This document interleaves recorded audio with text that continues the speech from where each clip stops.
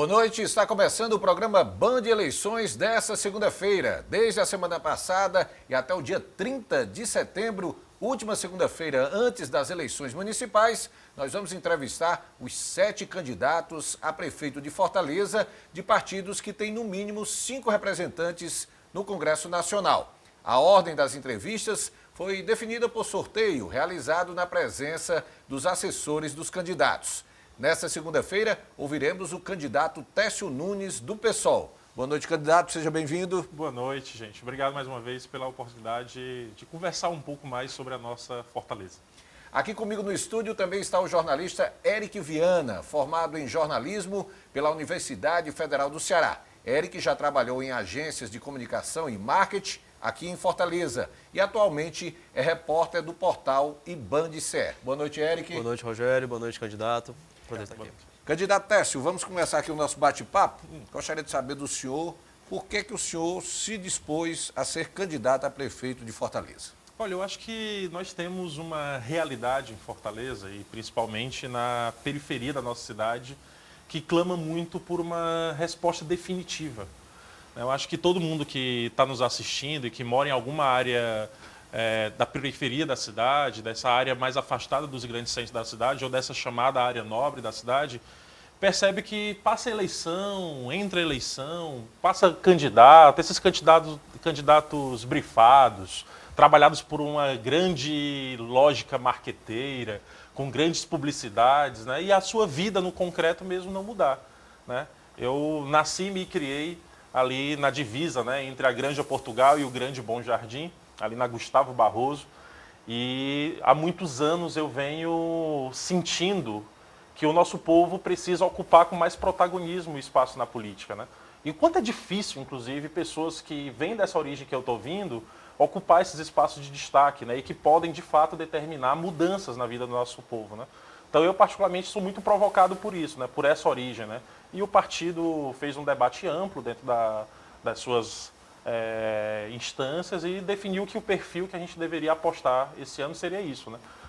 Apostar num programa que tem a periferia no centro das suas prioridades políticas. Então, a gente está ainda debatendo e vendo como é que a gente vai, nessa campanha, propor medidas e saídas que possam, de fato, mudar a realidade dessa área da cidade. Porque a gente vê o prefeito atual, por exemplo, dizendo que a periferia está no coração da gestão, mas quem vive na periferia sabe que não é bem essa a realidade. Eric. Técio, a gente tem em 2024 uma campanha com muitos candidatos fortalecidos pela direita e também pelo centro e pela centro-esquerda. Você, como candidatura do PSOL, que está mais à esquerda do espectro, como analisa todo esse cenário aqui na capital este ano? Olha, eu acho que a gente tem um desafio muito grande, porque eu acho que a primeiro momento o eleitor, eu acho que ele até se preocupa com a matriz ideológica de cada candidatura.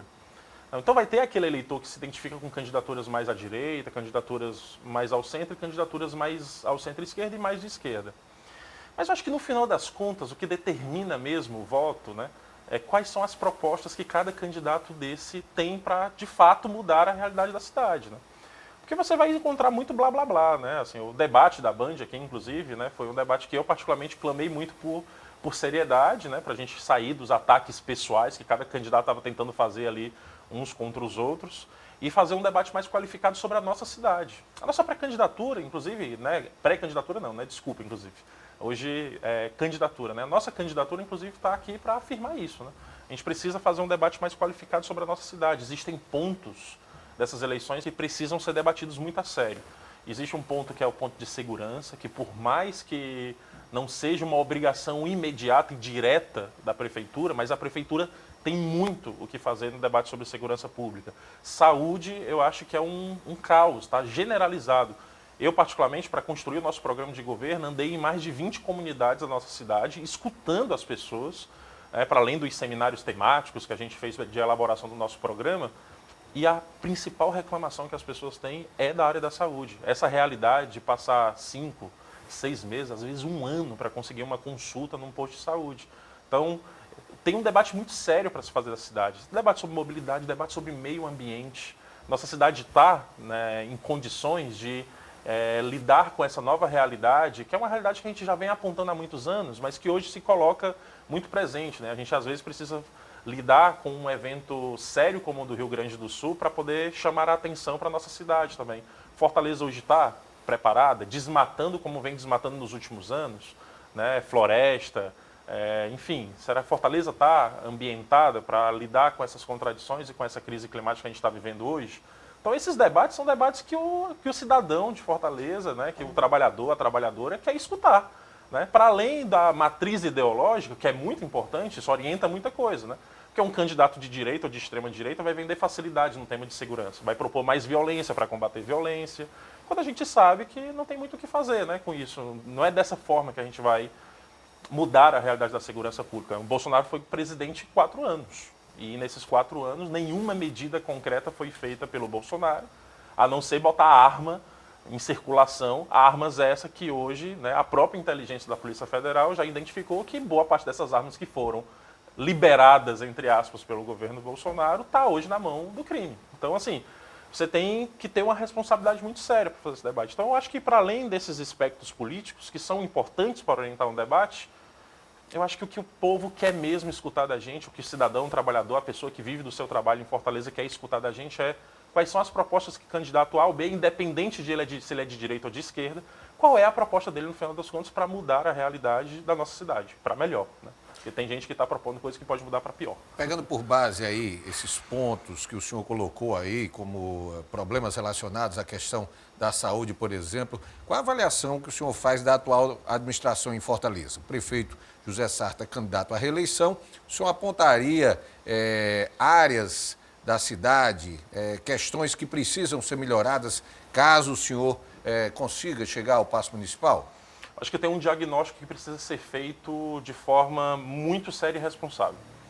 Hoje, boa parte do dinheiro público que nós temos destinado à saúde está sob posse de uma coisa chamada OS, Organizações Sociais, que nada mais são que empresas.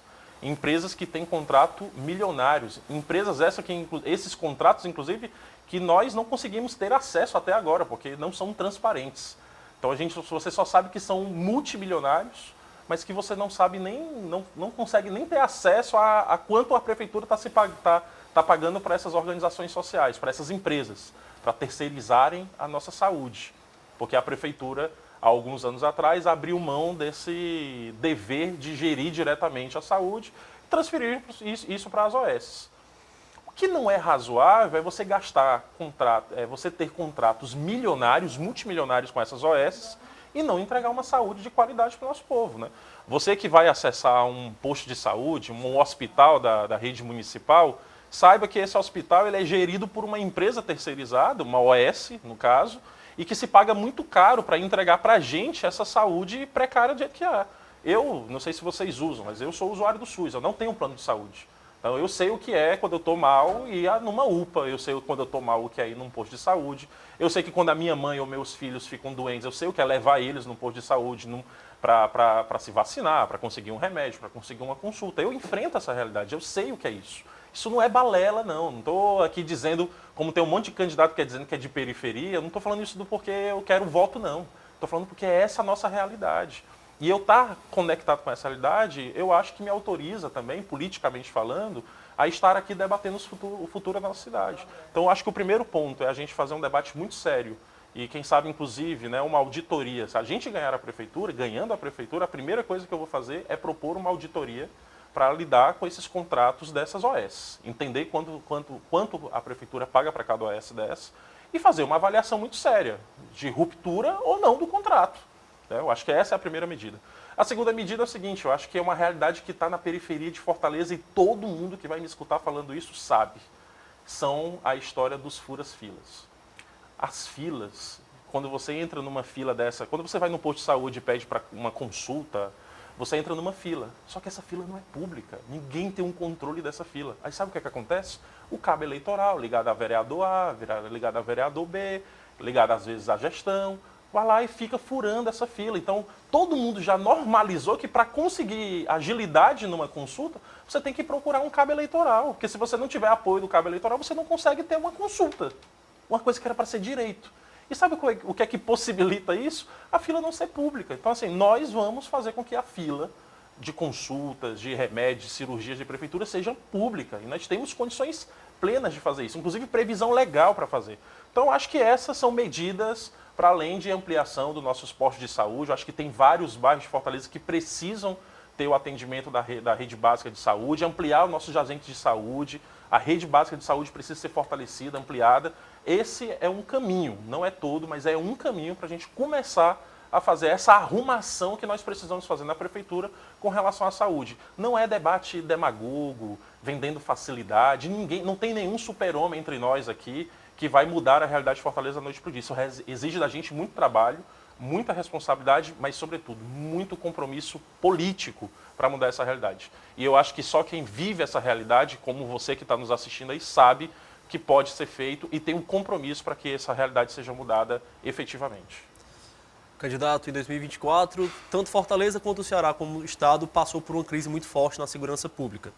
Eu queria entender como a sua eventual prefeitura conseguiria resolver essa situação, mesmo sabendo que o policiamento é parte do governo do Estado. Sim, sim. Como a sua prefeitura iria se relacionar com o governo do Estado para resolver essa situação na nossa cidade? Eu tenho falei muito na pré-campanha, então vou falar agora. Me incomoda muito o debate demagogo que vem sendo feito sobre a segurança, sobre duas perspectivas. A primeira, a do prefeito de fingir de que a prefeitura não tem responsabilidade nenhuma com segurança pública. E tem, muito, como eu falei no início. A prefeitura tem um papel estratégico, inclusive, no debate sobre segurança pública, porque segurança pública não é só policiamento na rua. Você há de convir comigo que o governo do Estado, há anos, desde o governo Cid, se eu não me engano, inclusive, o governo Camilo, e agora o Eumano está seguindo na mesma toada, vem investindo em policiamento ostensivo ano após ano. É muito comum você encontrar, vai ter concurso de policial de novo, vai convocar não sei mais quantos policiais e tal. Aumentou muito o número de efetivo policial, mas não se resolve a questão de segurança pública, porque segurança pública nada mais é do que uma questão social, é um problema social. E eu acho que a gente tem que olhar para a segurança pública sobre essa perspectiva, com um olhar muito estratégico e vendo isso, como a prefeitura pode colaborar com esse debate. E eu acho que o outro debate demagógico também, e demagogo que vem sendo feito, é o da extrema-direita, né? Eu acho que tem candidato ligado a Bolsonaro, que só tem esse ativo, inclusive, né? Tem candidato em Fortaleza que a única coisa que ele sabe fazer é ligar a imagem dele ao Bolsonaro. Bolsonaro, inclusive, que está inelegível e agora indiciado por roubo de joias. Mas, enfim, esse candidato quer se agarrar com ele. Que fica vendendo facilidade, fica dizendo que vai armar a Guarda Municipal. Assim, eu não consigo entender que mais arma vai resolver o problema, né? Não resolve. Mas, enfim, então esses dois debates, eu acho que eles são muito sérios, eles precisam ser feitos com seriedade. Na nossa gestão, ganhando essa prefeitura de Fortaleza, nós vamos investir em inteligência, vamos atacar em 3 frentes, tá bom? Inteligência, política social efetiva para ocupar território. O maior PIB do Nordeste, que é Fortaleza, precisa usar a sua máquina pública para disputar os territórios de Fortaleza. Disputar os territórios com política pública, mapeando qual é a potencialidade da juventude de cada território daquele, abrindo as escolas no final de semana, à noite, quando ela não funcionar, para poder aproveitar. Não precisa fazer proposta mirabolante, não. É isso que eu fico falando. Não precisa inventar a roda. Não tem a escola já não ocupa boa parte dos territórios de Fortaleza? Se ela funciona de manhã e de tarde, o que é que justifica essa escola não funcionar à noite? Qual é a dificuldade de pegar essa escola e abrir ela no final de semana? E pegar essa escola que já existe, esse prédio que já existe, e botar à noite cursos de profissionalização, botar essa galera para fazer cultura, botar a nossa juventude para construir e criar e se empoderar da tecnologia. Então, qual é a dificuldade disso? Fazer o final de semana, abrir a escola para a comunidade? Acho que é uma coisa simples de se fazer. E eu acho que uma outra pegada que a gente pode fazer também é fazer um trabalho integrado. A Prefeitura de Fortaleza precisa, o prefeito da cidade, e se eu for prefeito eu vou fazer isso, é chamar a responsabilidade para si. Não é ficar querendo transferir a responsabilidade para os outros, não, é chamar para si. O prefeito de Fortaleza lidera a nossa cidade, tem que agir como tal. Então, é chamar a responsabilidade para si e chamar o governo do Estado e a presidência da República, a Polícia Federal, a Polícia Civil, e propor um trabalho cooperado, conjunto, para achar uma solução para Fortaleza. Do jeito que está, os territórios do jeito que estão, nenhum cidadão e nenhuma cidadã aguenta mais. Essa é uma realidade séria que precisa ser debatida a sério em Fortaleza e nós estamos aqui para fazer isso. Obrigado, Técio. O Band Eleições vai para um rápido intervalo. O entrevistado do programa de hoje é o candidato a prefeito de Fortaleza, Técio Nunes, do PSOL. Band Eleições 2024, olho no voto, olho na Band.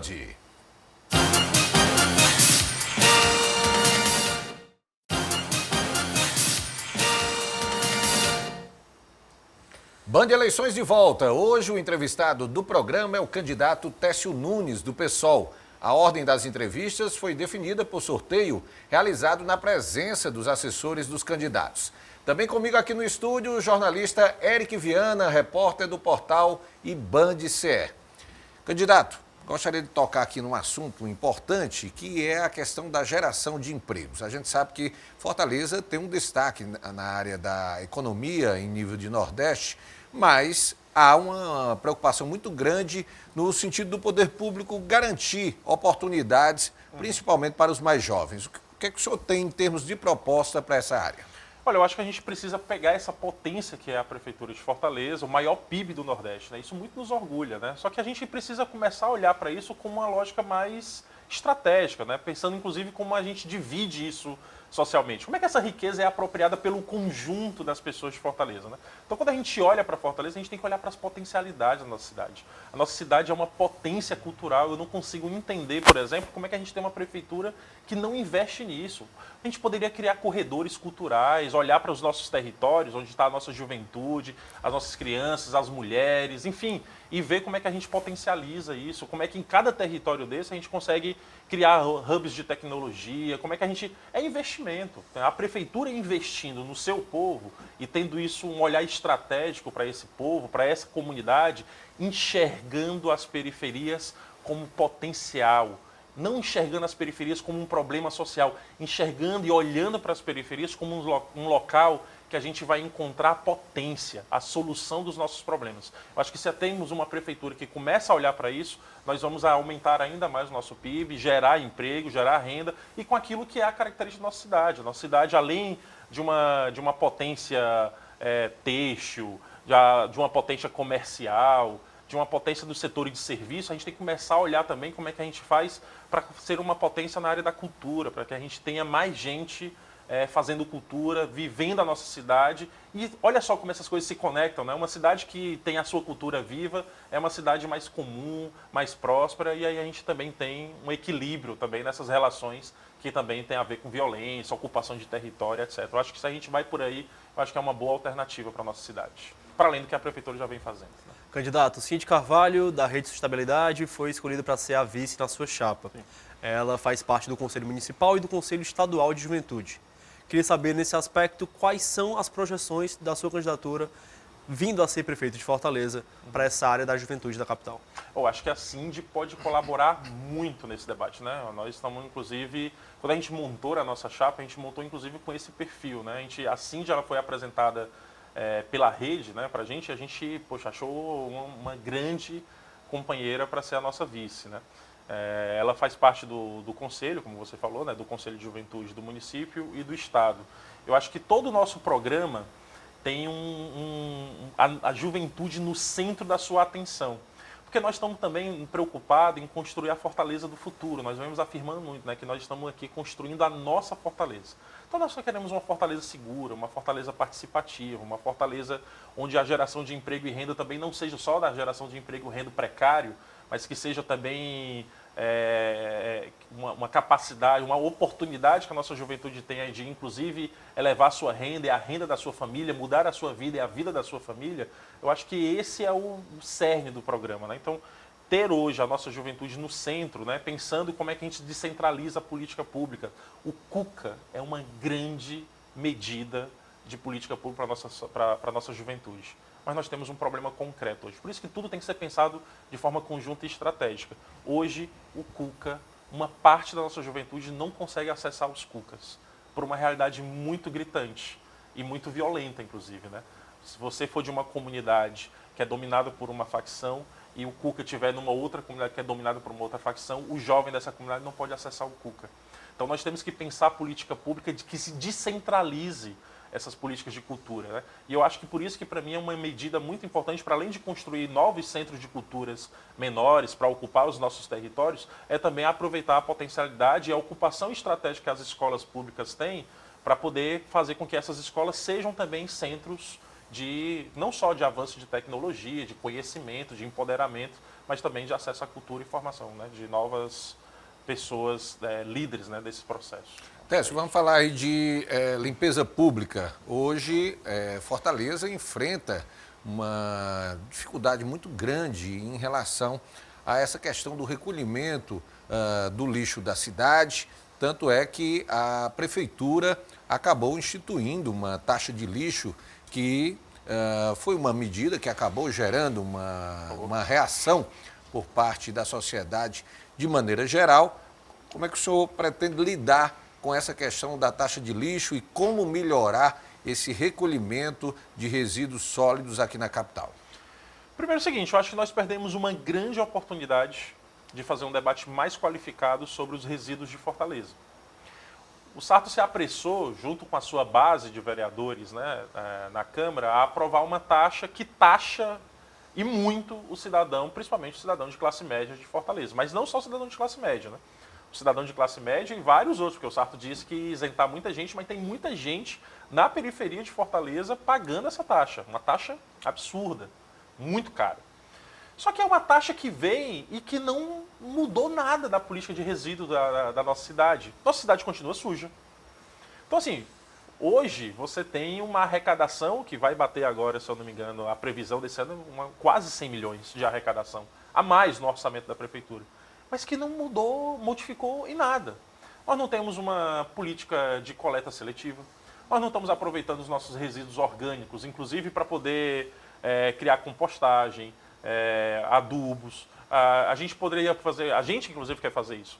Na nossa gestão, nós vamos aproveitar, nós vamos modificar essa política de resíduos sólidos, nós vamos aproveitar os resíduos orgânicos, criar compostagem, vamos fazer uma política onde a gente cria em Fortaleza uma política de incentivo aos quintais produtivos, que a gente consiga fazer uma lógica onde a gente tem alimento produzido na nossa cidade a partir dessa perspectiva de criação dessa política de resíduos, de um melhor tratamento do nosso resíduo orgânico, né? Então, eu acho que se a gente tiver essa oportunidade na mão, a gente vai conseguir fazer uma revolução. Aquilo que eu falei no início, assim, nós temos que preparar a nossa cidade para esse novo momento, que é esse momento da crise ambiental na nossa cidade. E a nossa cidade visivelmente não está preparada para isso. Para além de desmatar, né, porque a prefeitura faz isso, né, nos últimos anos, gente, só com as modificações que eles fizeram nas EIs nos últimos anos, isso está público, né, foram desmatados quase 110 campos de futebol de floresta na nossa cidade.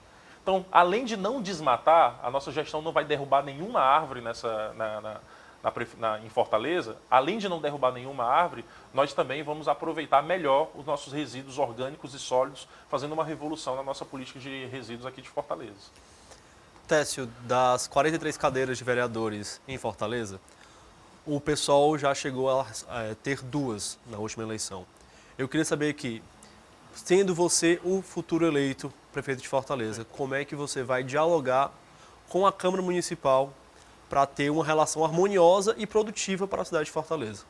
Acho que primeiro é o seguinte, do jeito que há legitimidade no prefeito que foi eleito, há também de se reconhecer a legitimidade da Câmara eleita.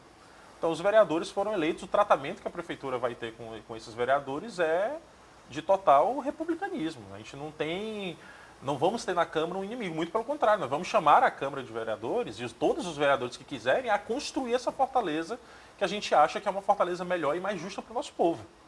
Então, assim, o tratamento ele vai ser tranquilo, isonômico, a gente vai conversar com todo mundo. Agora sim, é porque nós vamos governar a cidade com um programa, tá bom? Nós não vamos governar a cidade em cima do toma lá da cá. Nós vamos governar com um programa, nós vamos governar em cima de ideias. Ideias essas que foram referendadas pelas urnas, pelo povo de Fortaleza. Então, essa relação ela tende a ser muito tranquila. Agora, nós não vamos também ter uma gestão que se rende ao toma lá da cá, que para poder conseguir aprovar uma emenda ou uma lei na Câmara que beneficie a cidade, tem que chamar vereador e comprar vereador para sua base. Essa lógica que tem destruído a legitimidade política do nosso país. É o que a gente vê na Câmara, é o que a gente vê no Senado, é o que a gente vê nas assembleias, é o que a gente vê nas câmaras municipais. Essa lógica ela tem que ser interrompida, tem que ser quebrada. E eu acho que o prefeito ele tem essa obrigação, uma obrigação ética, moral, de chamar o povo para participar do debate também. Nós estamos cansados de o nosso povo só ser acionado em período de eleição. O nosso povo só é chamado de 2 em 2 anos para apertar 2 númerozinhos, 4, 5 e depois voltar para casa. Nós temos que fazer um processo de exercitar a democracia direta do nosso povo. Eu acho que Fortaleza nunca teve um processo de plebiscito para consultar a nossa população sobre nada. Então, assim, a Câmara vai legislar, mas nós também temos condições de fazer um processo de governança que também seja popular. E por isso que no nosso programa, inclusive, nós estamos apostando num processo revolucionário de governança popular, para chamar o povo para determinar de verdade para onde vai o orçamento, quais são as prioridades, entendeu? E fazer o povo governar a cidade junto com a Câmara, junto com a Prefeitura. É um processo comum, de acordo, que tenha uma ampla participação popular e que tenha também esse respeito com os vereadores e vereadoras que foram eleitos nesse pleito. A campanha eleitoral começou de forma efetiva na última sexta-feira, exatamente com o trabalho dos candidatos, fazendo aquele corpo a corpo nas ruas e pedindo o voto diretamente ao eleitor. O que é que o senhor programou, qual é a sua estratégia eleitoral durante aí esses cerca aí de 40, 45 dias de campanha até o primeiro turno das eleições? Olha, nós estamos preparando algumas medidas bem interessantes. Nós vamos revolucionar, por exemplo, como a gente vai se comunicar na TV.